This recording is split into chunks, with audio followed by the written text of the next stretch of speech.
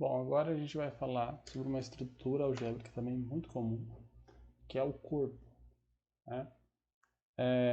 Provavelmente vocês já fizeram alguns cursos onde já ouviu a palavra corpo dos números reais, por exemplo, corpo dos números complexos. Em álgebra linear, vocês fizeram um estudo sobre o corpo dos números reais, provavelmente. Também se pode fazer essa teoria em cima de um corpo qualquer. Tá? Então a gente precisa ver o que é o corpo. Vou denotar corpo genericamente por K. Tá? O anel está denotado por A. O domínio poderia ser denotado por D, por exemplo. Tá? E o corpo que a gente vai denotar por K. Então, assim, seja K um anel comutativo com unidade, tá? Se todo elemento desse anel que não for nulo possuir inverso multiplicativo, a gente vai dizer que o meu K é um corpo. Então, basicamente, a gente vai estar aumentando, né, as propriedadezinhas da estrutura. Então, a gente tinha um anel, a gente falou de domínio, que era um anel comutativo com unidade e não tinha divisores de zero. E agora a gente está falando de corpo, que é um anel comutativo com unidade, cujos elementos não nulos, né, possuem inverso multiplicativo. A gente vai relacionar domínio com corpo já já, né? Exemplos usuais de corpos, os racionais, os reais e os complexos são exemplos. Muito porque também a gente sabe que, né, se eu denotar isso, né, o K e a operação de mais, deixa eu colocar, vamos supor os racionais com a operação de mais é grupo, né, tudo bem? Mas os racionais sem o zero, por exemplo, com a operação de multiplicação, também é grupo, né? Ou seja, todos os elementos possuem inverso multiplicativo. Então a gente viu isso também para os reais, para os complexos.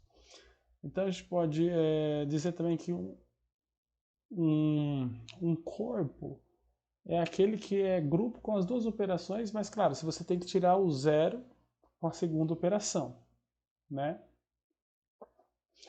Agora, exemplos de não corpos, né? Por exemplo, os inteiros não é um corpo, tá?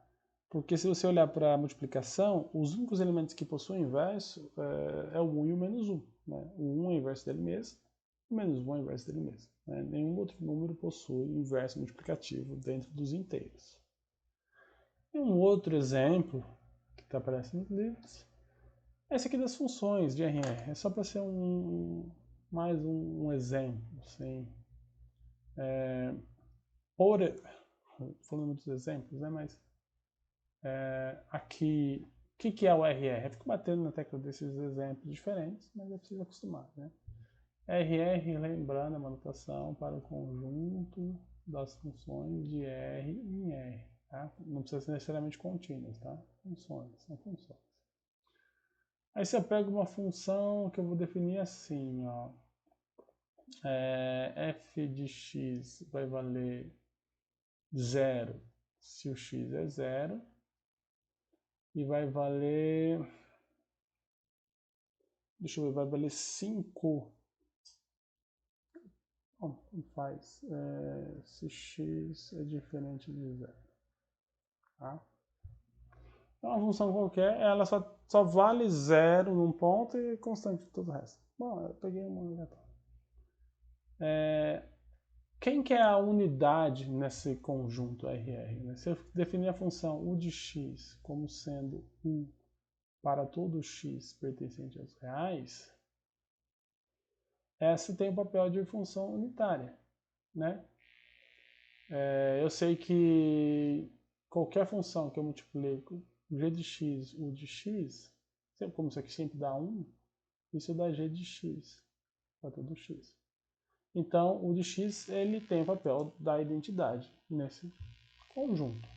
Então, se eu quero uma função, eu quero verificar se essa função aqui tem unidade ou não. Eu já estou falando que não é corpo, né? Então eu tenho exemplos de funções que não têm inverso. Desculpa, né? Então, assim, a função f não possui inverso.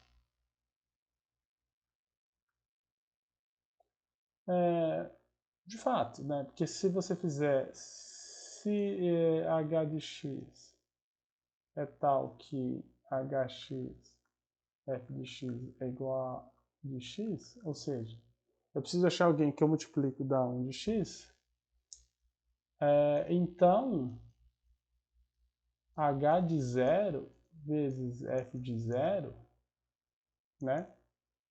Tem que dar a mesma coisa que o de 0, só que o 1, ele sempre dá 1, né? Então isso aqui vai dar 1. Só que f de 0, por definição, a gente define ela como sendo 0. Então isso aqui vai dar 0. E a gente conclui, né? Portanto, 0 é igual a 1. O que é um absurdo, né? Então você percebe, nesse conjunto existem elementos que não têm inverso multiplicativo, certo? Então é isso. Então, portanto, RR não é corpo. Legal. Vamos falar um pouquinho agora da relação entre corpo e domínio. Tá? A gente tem aqui o lema da Academia de Ginástica, roubei de um livro essa piada, que diz o seguinte: corpo é domínio. Então é o seguinte, todo corpo, toda a estrutura algébrica do corpo vai ser, de fato, domínio de integridade. E rapidinho a gente consegue verificar isso, né? Vamos lá.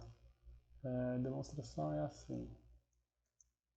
Eu quero verificar, né, que o meu K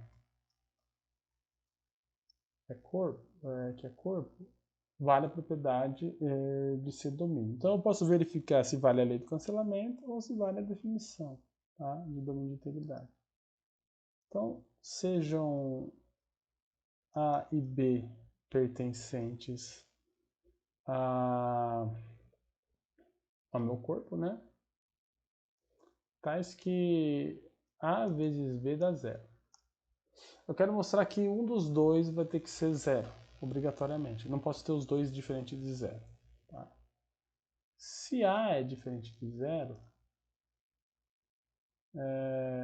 como o K é corpo, né, vai existir A menos 1 pertencente a K, tal que A vezes A menos 1 vezes A é igual a A vezes A menos 1, que é igual a 1.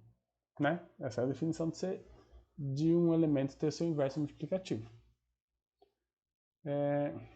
Assim, né?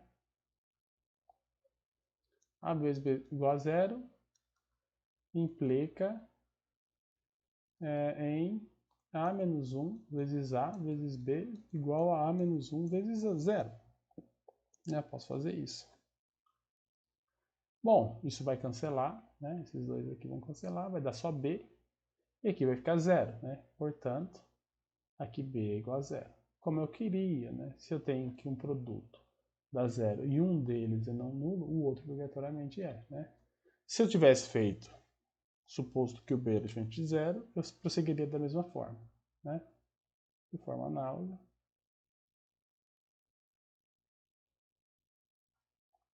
Se B é diferente de 0, mostramos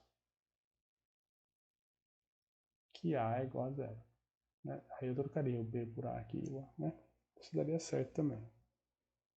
Então todo corpo é domínio de integridade.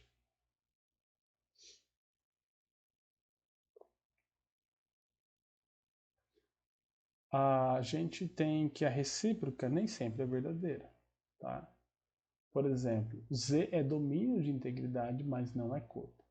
Então, existe alguma condição que a gente pode pôr no domínio de integridade para que ele seja corpo de fato? Existe sim, que é o seguinte.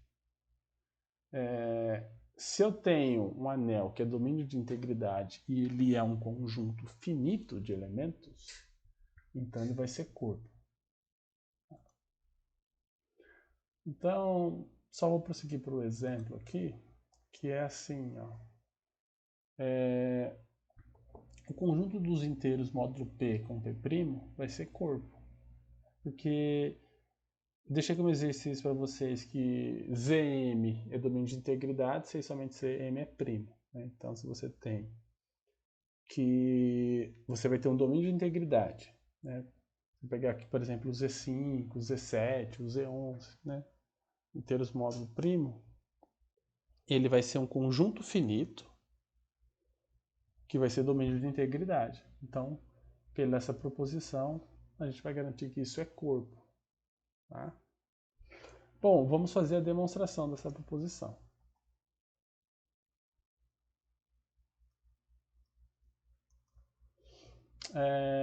Então, por hipótese, a gente tem que A é domínio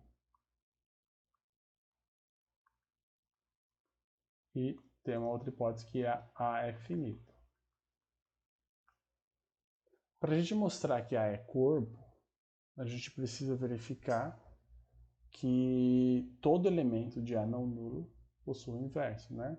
Então, o que a gente tem que verificar? Dado A diferente de zero em A, existe A menos 1 pertencente a A, tá? Como A é domínio, existe o elemento unidade lá, a identidade, tá?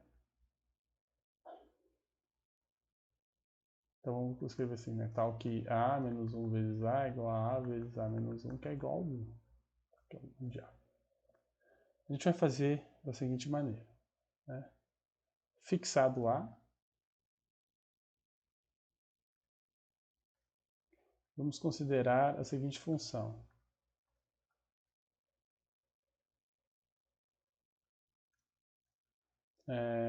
Vou chamar de f, que vai sair do A e no conjunto A.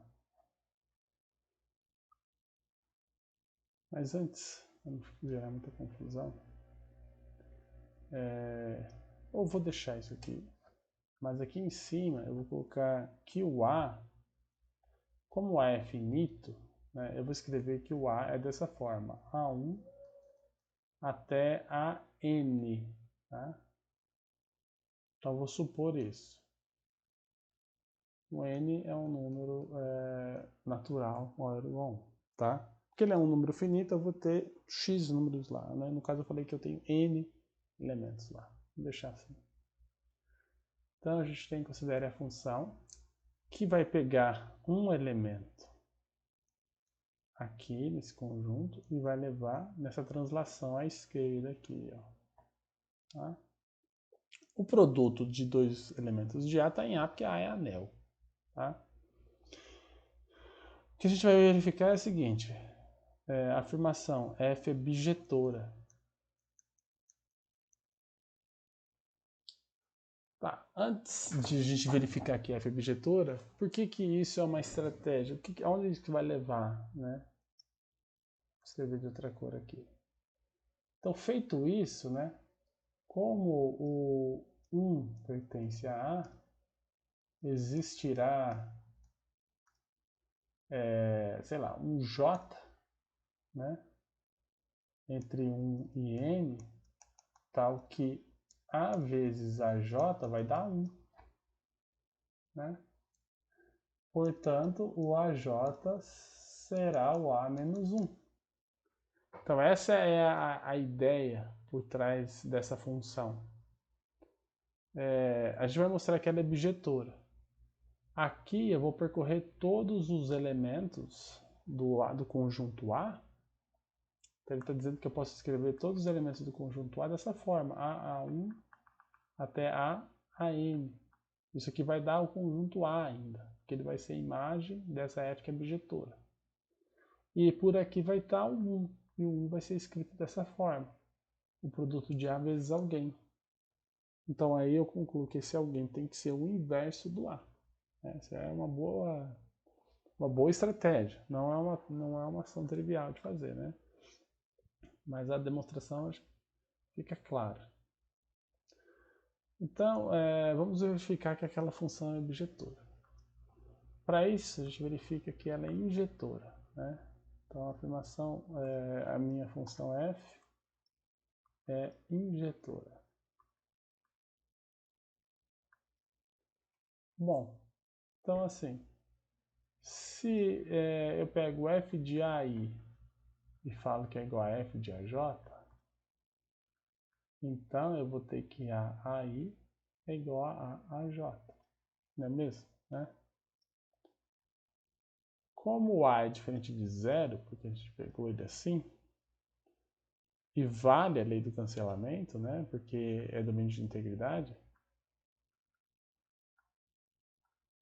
eu tenho que AI é igual a AJ. Tá? E esse aí AJ, né, com AI e AJ pertencente a A, são elementos de A. Então, a gente conclui que a nossa função é injetora.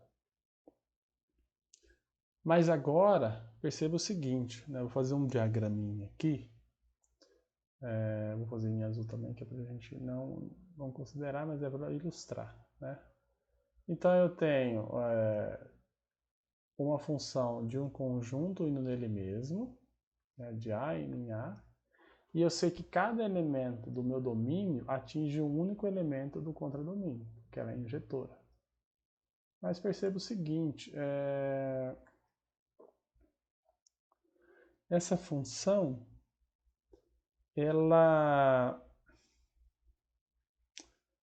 os conjuntos são finitos, né?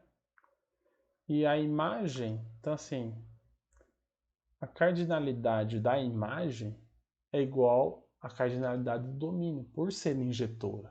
O que é cardinalidade? A quantidade de elementos que eu vou ter do domínio vai ter que ser igual ao da imagem. Eu vou associar um por um da imagem. Né? Então o que acontece aqui, né, vamos trocar a cor. A gente tem, né,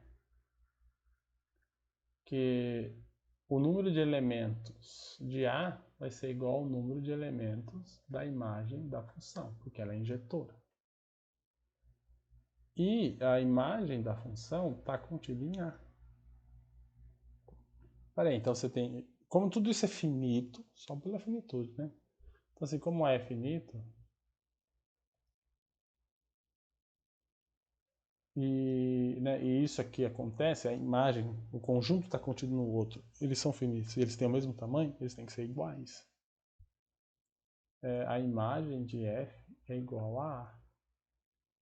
Então todo mundo de A atinge todo mundo lá em A, né? Dessa forma, por essa função. Então a gente conclui, né, portanto, F é sobrejetora também. Porque né, um contradomínio, que é o A, é igual à sua imagem. E aí a gente conclui aquilo que tinha escrito em azul, né? Daí, né, existe a J pertencente a A, tal que A vezes a J é igual a 1. Portanto, a J é o A menos 1. Como o A, diferente de 0, foi escolhido arbitrariamente,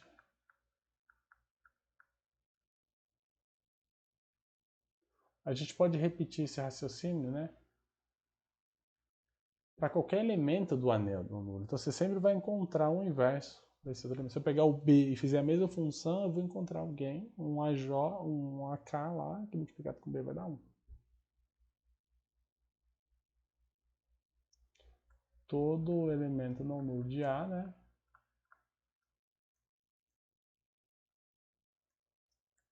Possui inverso.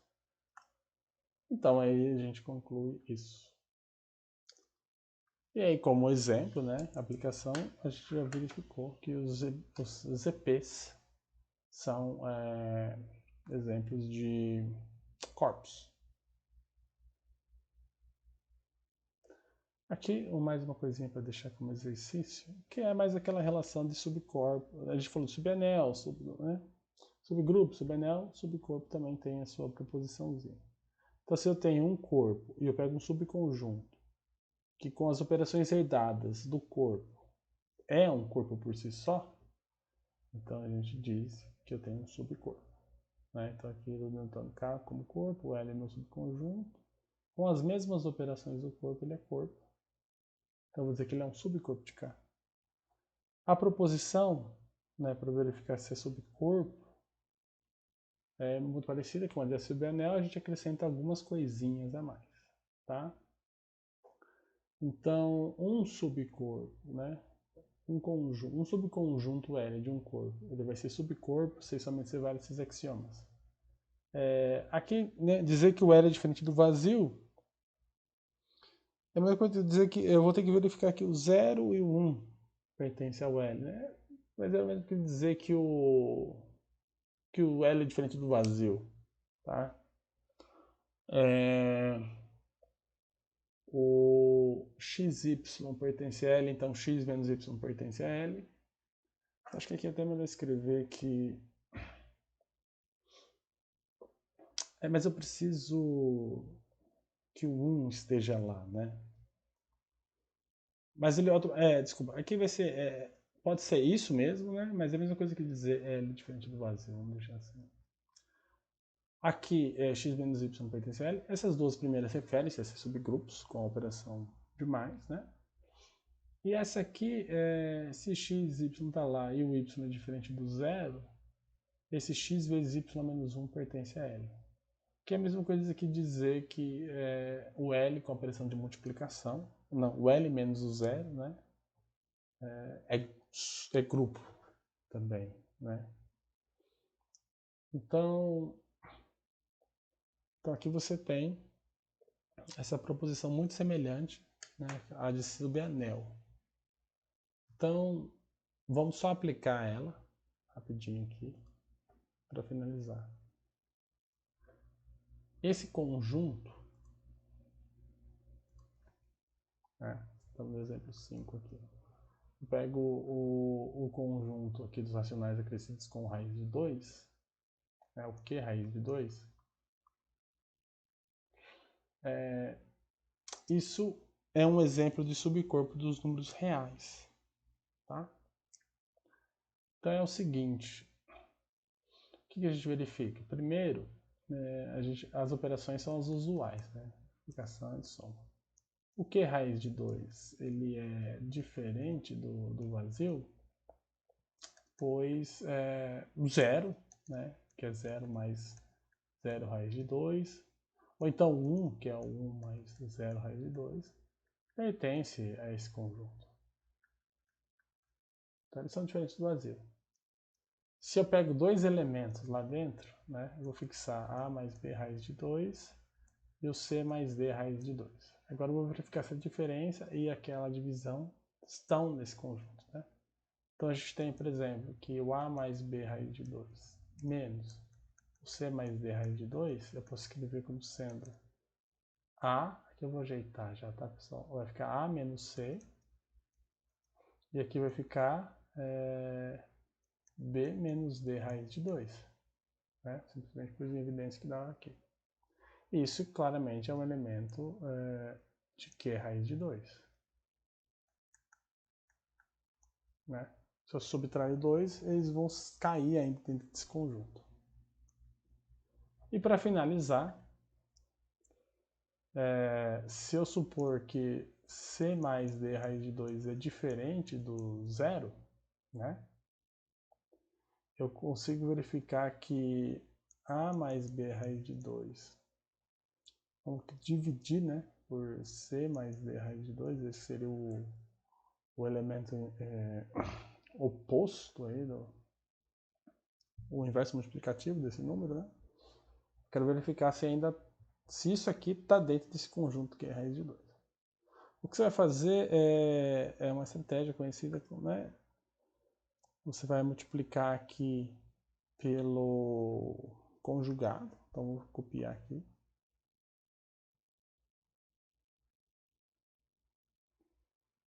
Pelo conjugado do C mais D raiz de 2. Então isso aqui vai ser o C menos D raiz de 2. C menos D raiz de 2. Tá? O que você fez? Você simplesmente multiplicou pelo número 1. Isso aqui é 1, né? Então você não altera a igualdade. E agora você simplesmente aplica a distributiva aqui e faça a conta. Então isso aqui vai ficar em cima. Então aqui eu estou multiplicando esse com esse com esse. Aqui em cima vai ficar A vezes C menos AD raiz de 2. O outro vai ficar mais BC raiz de 2. E aqui não vai estar faltando espaço para mim, mas vai ficar muito ruim, né? Aqui vai ficar menos BD vezes 2, tá? Tudo isso dividido por aqui, né? Também é conhecido, aqui vai ficar C quadrado menos D quadrado vezes 2.